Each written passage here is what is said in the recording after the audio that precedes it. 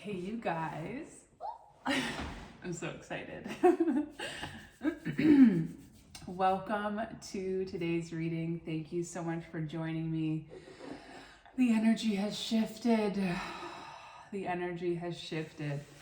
We are out of Pisces season and standing at the pinnacle, at the beginning, at the birthplace, I want to say, of our soul. In Aries season, I am in probably as opposite of an energy as possible as I was in last reading. So I'm super excited to see what comes out. I just got off the phone with a dear subscriber and I'm just filled with goodwill. And I feel like my inner child is front and center, as she should be with Aries season. So let's ring the bell, we'll get a mantra and dive in. God, archangels, angels, ancestors, and spirit guides, please guide this reading. Please let me be a clear channel for your divine love, wisdom, intelligence, and guidance. Help me to connect with the viewer and to read the messages that they need to hear at this time for the highest good of all. Never gets old. Never gets old. I love the sound of that. My poor lotus that got blown off last time. Have we all had our minds blown recently? The lotus flower of the crown chakra feels significant. For the viewer, I am safe.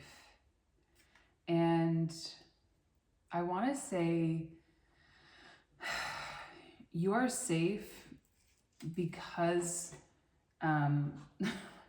because of the work you've put in to building resilience. Because as I was drawing that mantra, that's what I saw in my head. I am resilient. And so there's this feeling potentially of adversity, but being able to withstand it. And of course, Aries is the sign of the warrior. It is the god of war.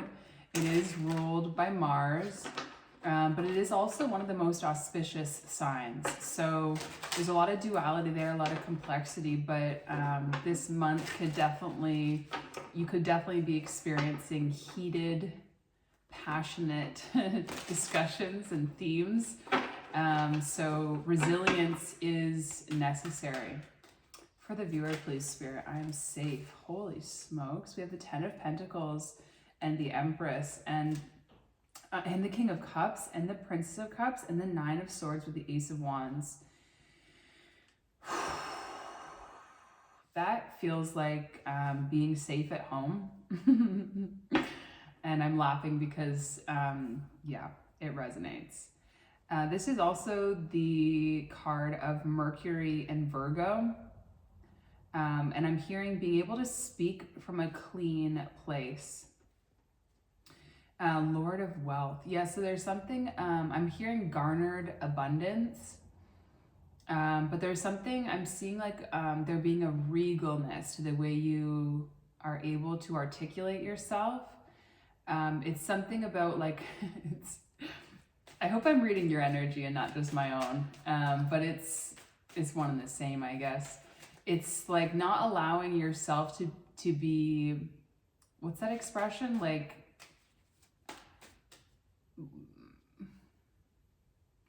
not allowing yourself, yeah, the fool, to be rushed into anything. It's like being played out of your hand. Is that the expression? There's something about being methodical, being patient, being articulate. The Fool is Aries energy. It's the 0 point. It almost, there's something that doesn't make sense. There's something irrational. There's some sort of leap of faith that you could be guided towards, perhaps in regards to where you're going to be living, whether that's short-term or long-term. This is air energy. It's also fire energy. Fire is what I meant to say, but air came out.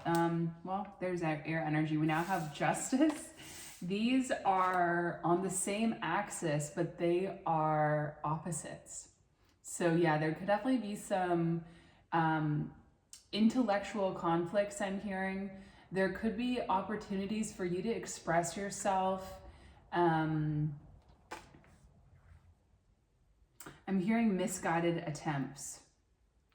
It's like someone wanting to be close to you, but the way they express it is completely unconscious.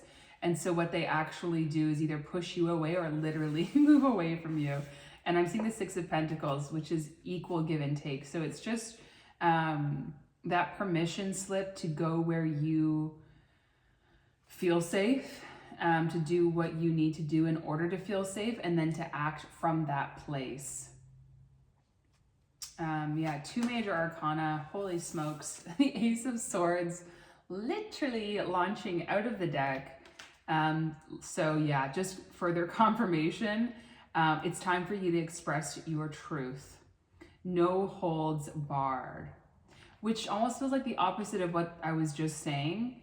So it's going to depend on the situation. It's going to depend on, because yeah, like, so there might be some arguments that need to be had where, you do need, there will, yeah. It's like the more I try to articulate, the harder time I have. We still do have Mercury in retrograde. We have the 5 of Pentacles now. This is feeling left out in the cold, but this is also Mercury in Taurus. Another Mercury thinking and communication, but in 2 earth signs. Virgo still has a chance, but Mercury in Taurus just gets stuck. I'm seeing someone with like mud in their mouth and it just kind of like, so yeah, shit talking maybe. This is also like feeling left out of a home. This is like feeling inadequate compared to someone else. This is feeling unable to express. Yeah, unable to express. 4 of Pentacles, similar energy. Wow, 4 of Cups, 4-4. This is Capricorn energy, and then this is Moon in Cancer. So another opposition. There's something potentially about understanding the law of polarity, which is that opposites are the opposite in polarity, but the same in degree. So this is about finding common ground with someone that you're potentially going to be having an argument with or a difficult conversation. This might just be the theme of Aries season altogether. So there might be this feeling of like volatility beneath the surface, but needing to come within to find harmony and find balance, because 4 is the number of balance and divine masculine. 8 of Pentacles there in the Moon, and as well the Star making itself known. Yeah, it's like, how do I distill all of this, all this cosmic information, all of these big feelings into just a simple stream of speech? And I don't know. I'm currently struggling with that exact thing. We have the Princess of Swords, and it might be that you need to express that vulnerability. That might be the truth that needs to be held with tender hands. The 8 of Cups. Let's keep going with this deck. Someone could certainly be watching you, listening to you as you express your truth. We have the Tower, the King of Swords, and the 8 of Cups. The 5 of Wands. Whoa, the Queen of Swords. The 7 of Swords. So there could be some emotional,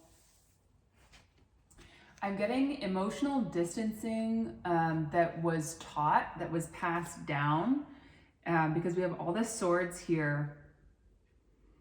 at the end, and the Queen of Swords and the Princess of Swords feels like be aware of who you are expressing yourself around. Like, be aware of who's listening. I'm getting like there could be children that are learning from you, but also now I'm getting that song, like, what if God was one of us? Like, you never know when you're dealing with an earth angel. And someone might be learning that right now, a King of Swords energy. Oh, we have the King and the Queen of Swords. I feel like that's the second reading that's come out, and I didn't even realize that.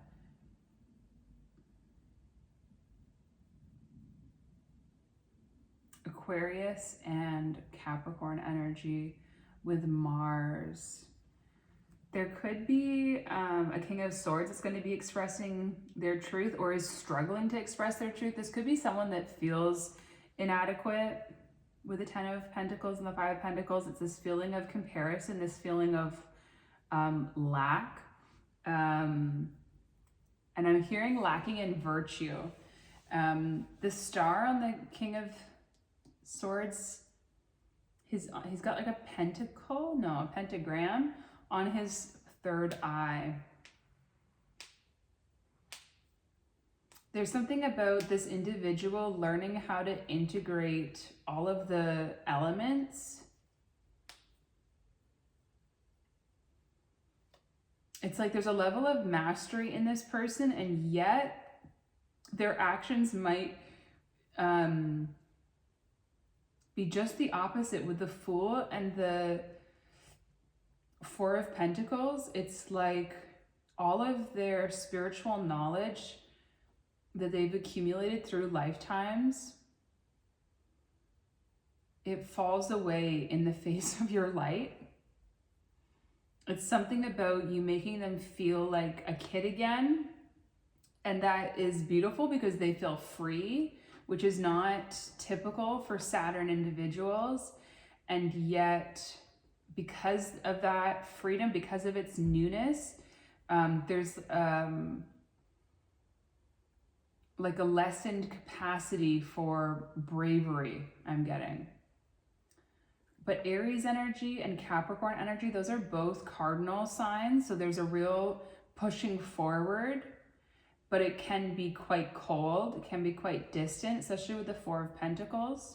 It's like a fixation on the material over, I'm getting the spiritual or the emotional. This person might work with kids too, because there's a bunch of cherubs all around them. There could be like a fairy influence here as well. We have this row with Justice, the Eight of Cups, and the Four of Cups.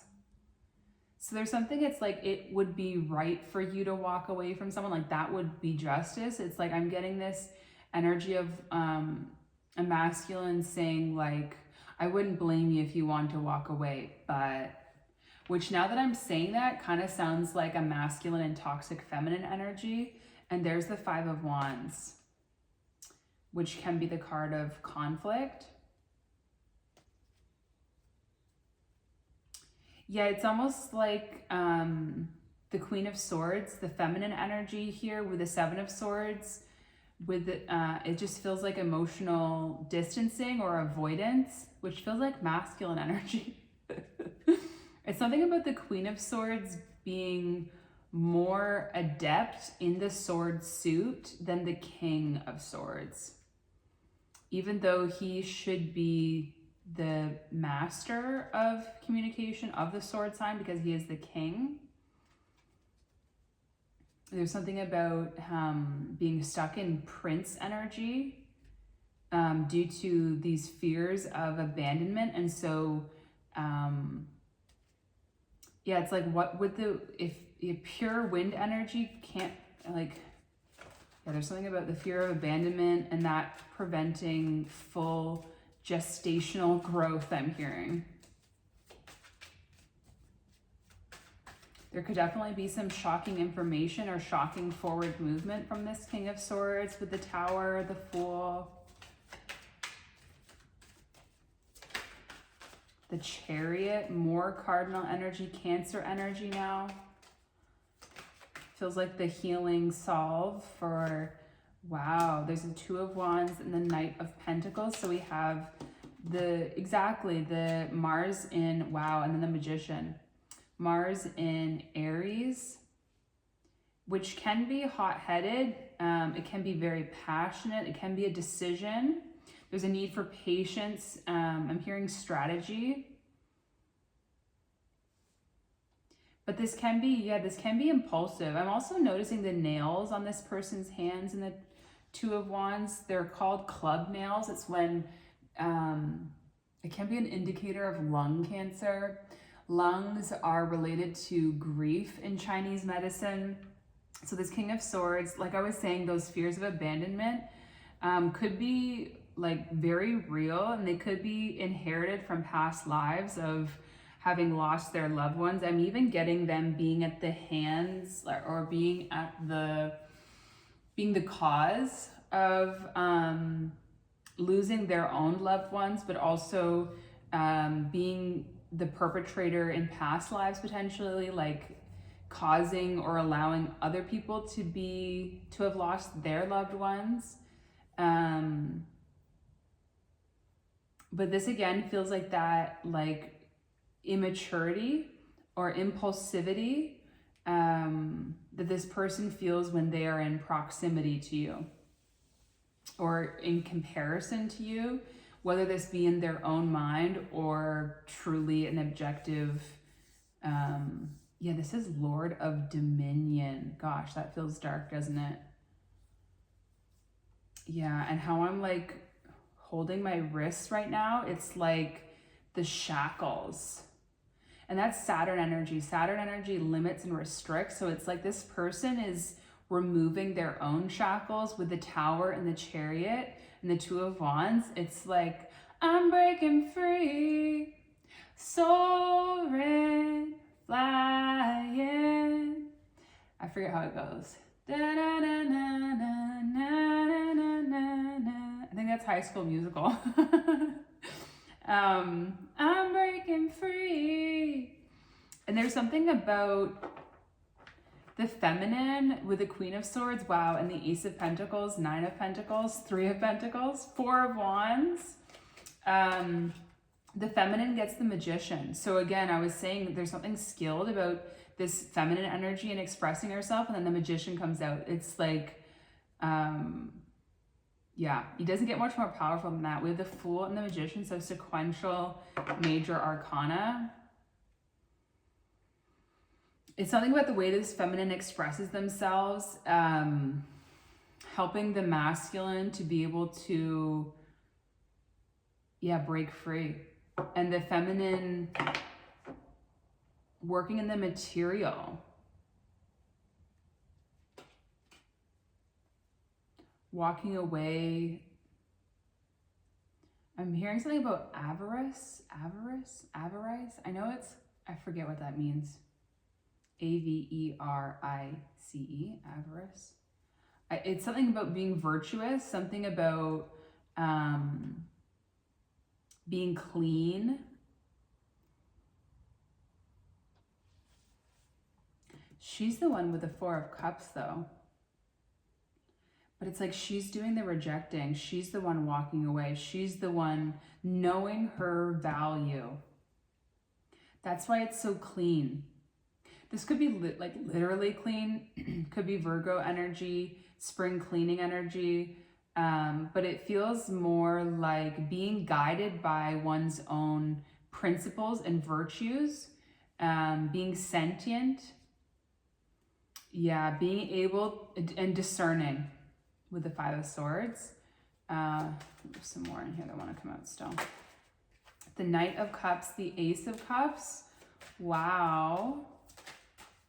It's like the more we go, the sweeter it gets. And then we got the Three of Swords. A little bit of pain with the sweetness just helps you to appreciate it even more.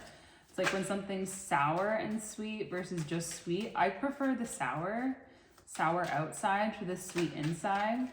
The Hanged Man. There's so much major arcana here. We have the Three of Swords and the Three of Cups on the bottom, 33. I think we also have 55 and 44. The Ace of Cups, the Knight of Cups is so sweet, so giving, so generous, so kind, so innocent. Pisces and, interestingly, Aquarius energy on this Knight of Cups. And he's facing the same direction as the Fool. And it's interesting because the feminine's over here, but they're both looking to the left. It's like they're healing their own feminine energy. They're learning how to make impact within their own lives, within their own heart chakra. They're learning how to choose themselves. There might be boundaries that are being implemented. So it's just so closely mirroring my conversation earlier that I am pausing to question. But, you know, maybe this is applicable to just one person, or maybe this is a genuine collective energy.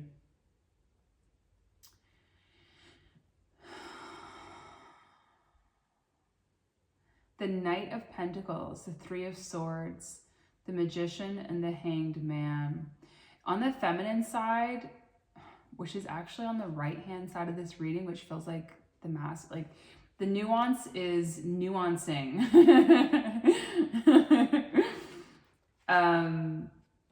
This is like the pain of sacrifice, the pain of limiting yourself from relationship out of a sense of focusing on practicality. There's magic, unhinged magic. The Hanged Man and the Magician, there's a relationship between them that I'm having trouble deciphering, because one is Pisces, Neptune, and the other is Mercury. Like Mercury is so close to home. It's right around the sun. It's fast, it's hot. Neptune is like unknowable, and yet we all long for it. This is the escape that the mind cannot reach, and that's why she longs to be there. The Seven of Swords, the Magician, the Ace of Swords, and the Princess of Swords know nothing about the Hanged Man, and that's why it is sanctuary. That is why it is home. I am safe. I am home. I am safe. I am home. The feminine is learning how to see things from a different perspective, learning how to rest, potentially learning how to rest within her own waters, learning how to cultivate her own waters, learning how to clean her own waters, learning even where they are in her energy field, learning how to point herself in the direction of relief. 33, yeah, the Three of Swords and the Hanged Man. It's 12, but it reduces to 3. Empress energy. And I did see the Empress at the beginning.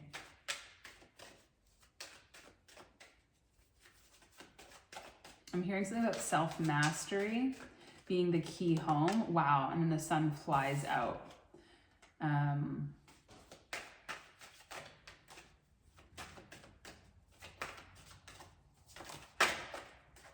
The King of Pentacles. That's the final king before the Emperor. The Nine of Cups. And the Six of Wands. Yeah, I'm getting this feeling of like, even though the King of Pentacles is not the Emperor, it's like, it's good enough. I'm happy here. I'm grateful here. There's something about learning to rest. It's like a story of two individuals that have mastered the air suit, mastered their minds, mastered detachment, finding fulfillment, finding success, finding victory, finding peace, finding a safe place to land in each other's presence. It's just that person being, this is about community. This is about integration. This is about finding safety in the arms of another. But because there's something about, but at first being comfortable in the absence, like that's where the resilience part comes in. It's like the resilience comes in this King of Swords, Queen of Swords energy. And the Hanged Man, that Pisces energy. That's the end of the road, right? That's Pisces season comes right before the Fool. Once you can finally surrender, once you can finally accept, once you can be seen in all of your glory, and in all of your shame. Really, the Hanged Man was a practice of, it was called baffling, of hanging someone up for public humiliation. And then the sun comes in. It's like the sun rising over the horizon, realizing it's like there's a purity, there's a freedom in being outed, in being seen. And then all this abundance comes pouring in. The 9 of Cups and the 6 of Wands are 2 cards of victory. They're both Jupiter cards. It's a feeling of expansion. So is the King of Pentacles. Prince of the Chariot of Earth. It's like no longer, and Lord of material happiness, Lord of victory, and Lord of the fire of the world.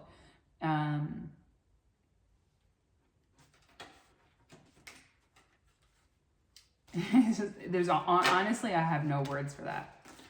I have no words for that. It's just abundance. 26, 24. Let's do one.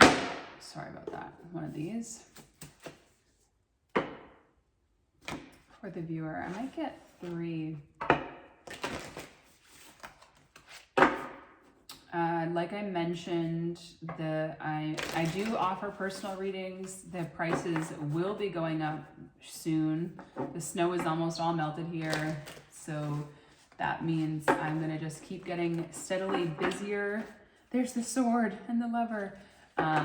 With my other earthly responsibilities, meaning I won't have as much time to do readings, so I will have to charge more. I do love doing them. And yeah, if you ever go on my Etsy too and there's none available, just message me, because yeah, I have to renew them and I often forget until someone's messaging me like, help. I also do Reiki energy healing as well, and I'm pretty flexible. Okay, for the viewer. Ooh, we got 2, and look at what we got. Apocalypsis and the Village. Wow. XLI, I think that's, is that, I don't know if that's 41? Apocalypsis and the Village. There is a nod to the retrogrades we have right now. There's something about, it kind of looks like a crown as well. Someone picking up their crown out of the dirt. It's giving Scorpio energy. It's giving like the battles that you fought alone, the battles that you fought in the dark. It's giving dark night of the soul, but it's like you're crowning yourself victorious for yourself, for no one else. It's giving needle in a haystack energy. It's giving the end of the world, but finding your soulmate right at the end, and so it's still worth it. Oh, jeez. And you can see there's like a hint of the sun behind this mountain. It feels like a sunrise to me. Sunrise. There could be young masculine energies that you are helping to raise in some way, you know, like that could be, you're helping, it could still be a feminine, but like the masculine energy within. It could be a literal child, it could be an actual son. I'm getting Sun to Me by Zach Bryan, and The Cave, 32. Exactly. Coming out of the darkness. Coming out of a season of despair and longing and coming into the light. Isn't it interesting that The Cave is quite a light card. Like, oh, you can't see what I'm pointing at, but there is darkness, but it's actually, it's mostly light, and there's a star.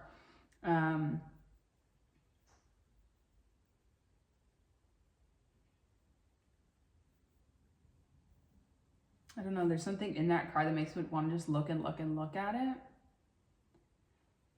There's two eyes in the darkness as well. And there's two hands. It looks like she's pointing, well, she is pointing at the ring finger. This is our finger associated with Cancer energy, the 4th house.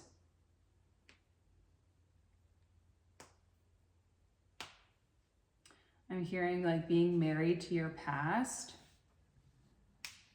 Okay, let's read the Apocalypsis one for sure. I don't know. Maybe the cave as well. The village, I don't know. Okay, we just turned to the heart, which is right next to the cave. So it says, the dark, the portal, the interior. Those who are fortunate enough to find and enter the cave are forever changed.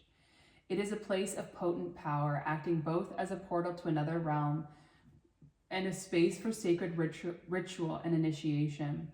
The cave is a place to return for meaningful retreat where no one can see the true self in the darkness. In esoteric teachings, a cave is known to reside in the center of the heart. Within its walls, the whispers of compassion and self-understanding can be heard. Yet because of its mystery and power, many of us fear the cave and never try to find it. We busy ourselves in the bright lights of the city, while the cavernous and dimly lit chamber calls out to us in the night. Where is your cave? You already know. Return to it and tend the fire. Beautiful. Slowly and steadily, crystals of enormous magnitude grow within the dark confines of caves. Let the cave teach you patience. Yeah. Envision yourself as an old sage in a cave. What amenities do you need? What draws you even closer to the cave within the cave? Ooh. Okay, let's see. Apocalypsis. I believe this is one of the major arcanas. Or this might be the one. Oh, no, it is. Removing the veil of deception. Apocalypsis indicates a particularly painful time, one that unfolds when two disparate dynamics occur simultaneously, pulling the psyche in seemingly opposing directions. Remember, we were getting that Aries, Libra energy and Cancer, Capricorn. The first is a lifting of the veil. Remember I said in Pisces there was no veil?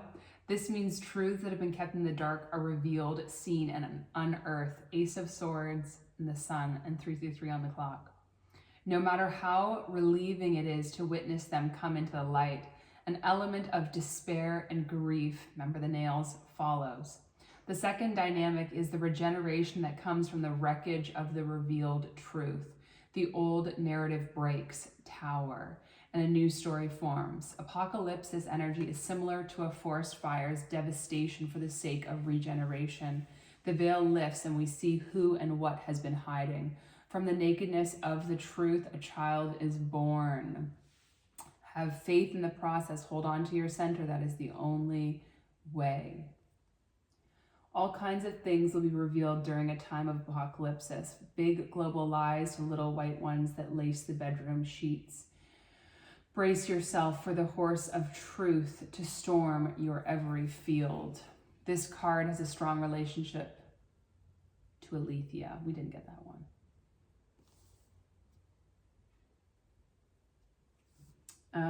That was kind of scary. Let's go read the village.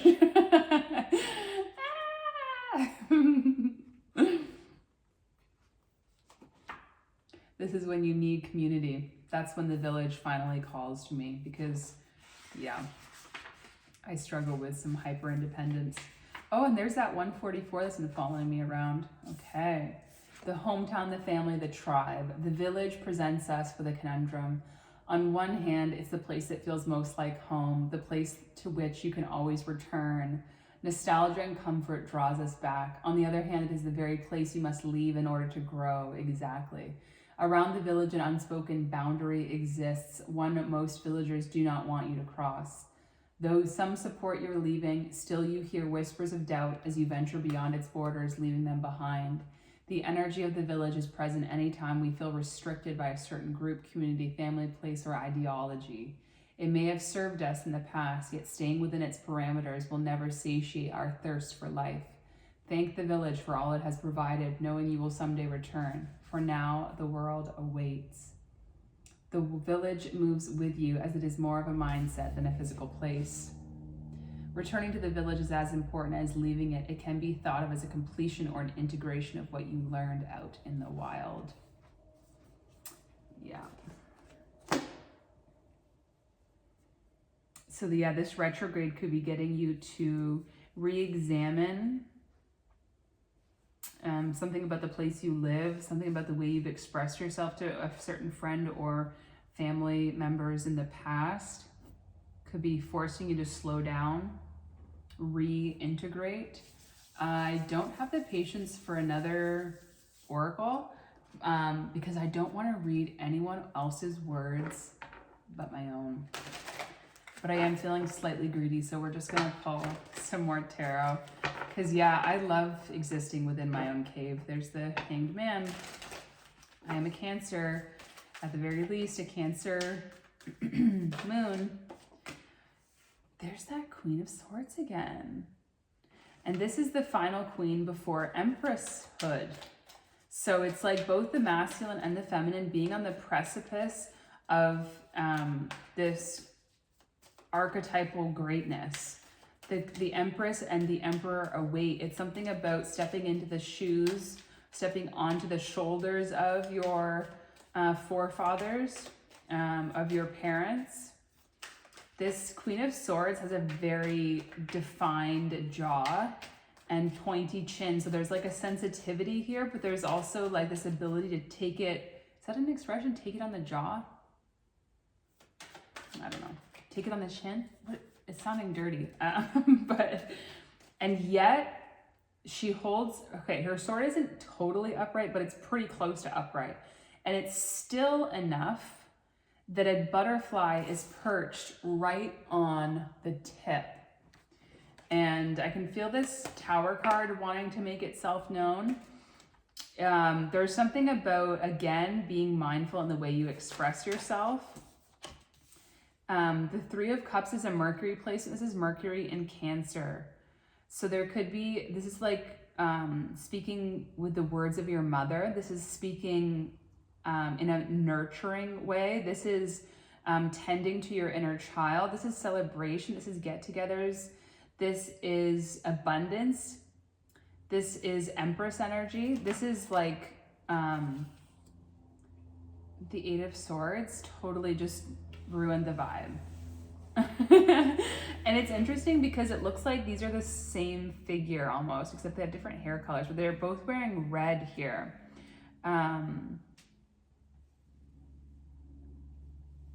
Yeah, that just totally ruined the vibe for me. But 8 plus 3 is 11. But the Eight of Swords is being trapped in your mind. There could be some delusional thinking here as well. Just with that abrupt halt, that abrupt shift back into reality. And then the 10 of Pentacles again. So we got the Queen of Swords, the Three of Cups, and the 10 of Pentacles twice. Now we have Death and the 10 of Swords making itself known.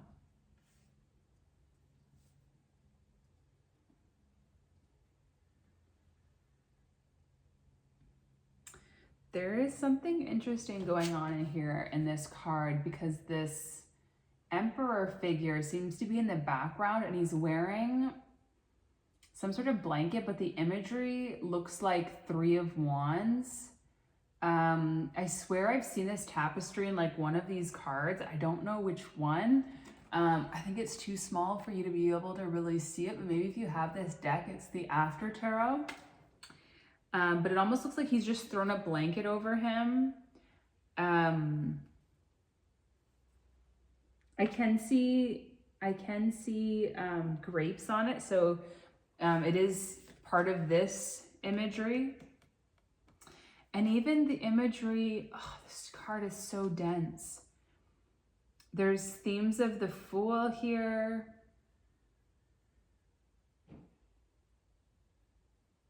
And there's the Sun with the Ace of Pentacles. There's something, and he's got the black hair of this Eight of Swords woman. There's something about a son's nervous system being affected by the fears of his mother. Potentially a water sign, someone that's emotional, someone that, I'm hearing something about Thanksgiving again. How many, oh my gosh, the Two of Wands and the Three of Wands, which is the Five of Wands. This is Aries Mars and Aries Sun energy. So powerful forward movement, and then the Hierophant to ground it. Just like how the Eight of Swords grounded me. So I guess whatever you get started, just hold it lightly, hold it with hands that can still feel, not with a clenched fist of the Four of Pentacles. Yeah, and look at how beautiful, like the imagery there, he's letting that bird go. He's setting it free. Of course, it's going to come back because it's trained.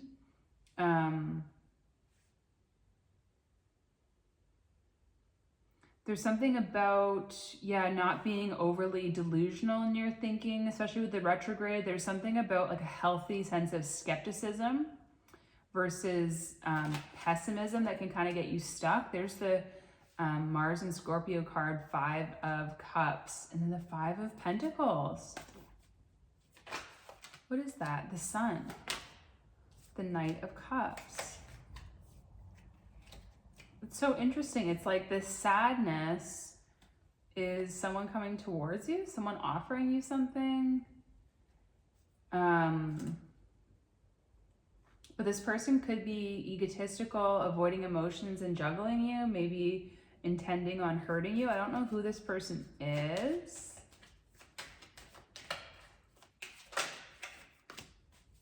Six of Cups, someone from your childhood. Queen of Pentacles.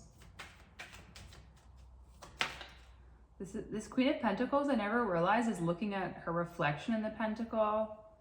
The Hermit.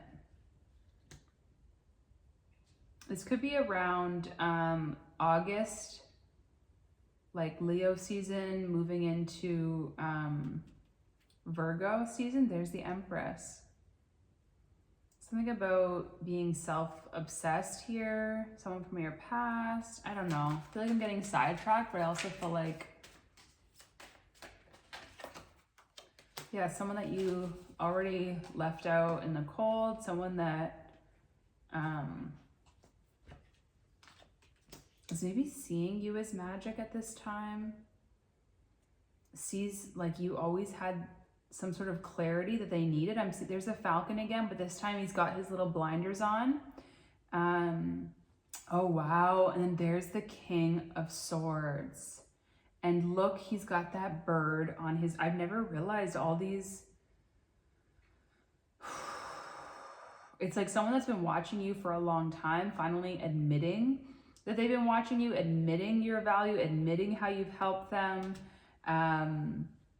admitting that they withheld from you, admitting that they see you as wish fulfillment, admitting that they were defensive in the past, that they feel big feelings towards you, that they see themselves as a match to you, maybe with the Magician and the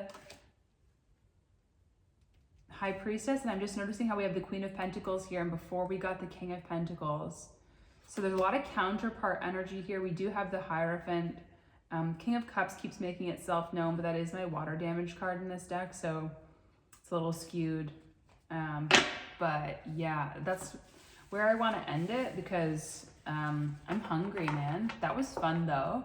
I hope you enjoyed it. I hope you got messages that made sense, or at the very least were entertaining. If you enjoyed it, let me know. And let's put these cards away. Let's do a little Palo Santo clearing. And let's pray for Kairos, the truth. Let's pray for the resilience and the internal safety to express ourselves maturely, compassionately, and to receive the truths we need to receive in a way that is easy for us to digest, easy for us to adhere to our own principles and ideals. And let's close this out with a sound bowl clearing. I am safe, I am safe, I am safe.